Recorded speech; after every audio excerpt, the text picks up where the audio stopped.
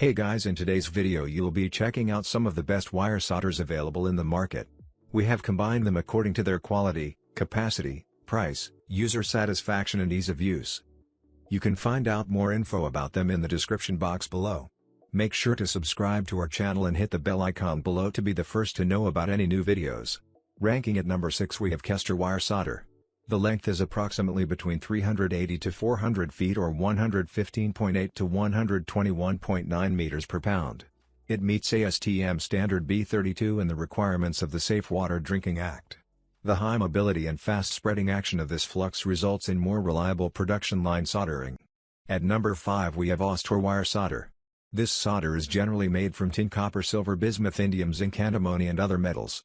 It's very electrically conductive, conducts heat really well. It is very strong and has a really low melting point. At number 4 we have Kester wire solder.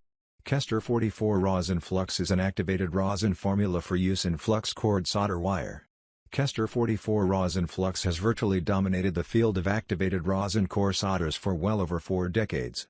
It has an outstanding performance feature of this flux is the instant action wetting behavior.